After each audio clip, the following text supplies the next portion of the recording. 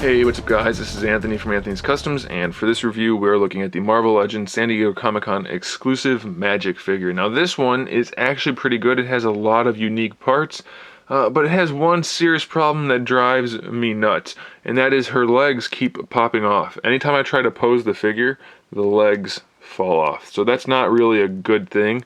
Other than that though, she's also at the top with Dormammu and Doctor Strange. So she's one you should probably track down. I think Brother Voodoo and Gila, or whatever her name is, those are easier to skip. This one is one you probably want to get. She comes with two accessories. We have this sword here, which mine's a little bit bent, but I'll be able to fix that with some hot water, so that's okay. So we have that sword there, and we have this sword here, which is really cool.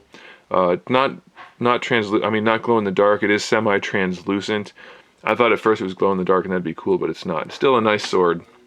She has a new head sculpt, obviously, which looks really good. They did a good job with just about all of it. I like the way the hair is not completely symmetrical, so that's a cool feature. And it's nicely painted. There's some nice shading in there. She has a new torso, which has some nice features on it. Unfortunately, they didn't give her a new arm here with the seam work like they did on the torso. It's okay though, it works well enough. We have a belt here that gives her a little bit of extra detail with some nice paintwork, and we have this really cool arm on this side, arm and hand with the spikes. Nice sculpt work, nice paintwork, really pleased about that.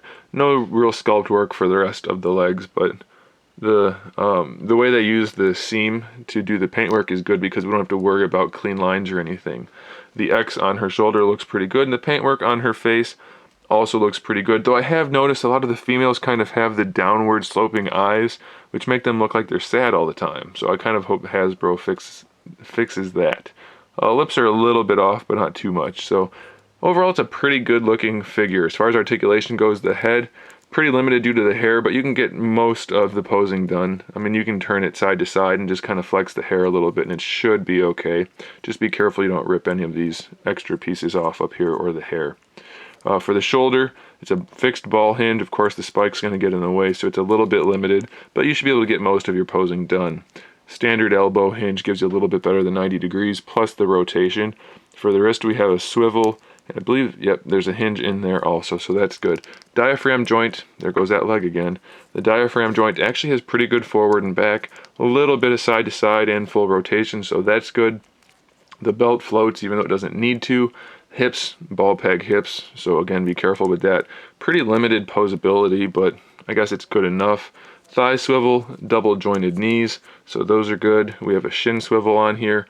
Ankles work pretty well. They go all the way forward, except that one's stuck.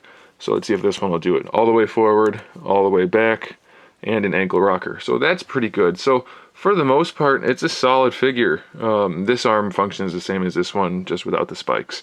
So that's okay. It's a good figure. It's just having legs that fall off all the time is kind of annoying. So if you're trying to get a MAGIK figure, then don't hesitate, pick it up. It's a really good version of MAGIK. It's just that the legs falling off is really annoying. So if you don't care about the character, it might not be one for you. It's going to really come down to whether or not you want the character in your collection. For me, it was no question. I wanted it. So even if I didn't get the box set, I was going to pick it up one way or the other. So there you go. I'll give you a height measurement. I don't think I did I? Maybe I did. Losing my mind, too many reviews to do in one day. 14.5 centimeters, which is about just shy of 5 3/4 inches. So I'll pose her up in some nice shots here so you can see what she looks like, or what she will look like on your shelf. But I do recommend it, and I think you guys should probably track her down. Thanks for watching. Make sure you subscribe to the channel so you can see my upcoming figure reviews, custom figures, and other good stuff.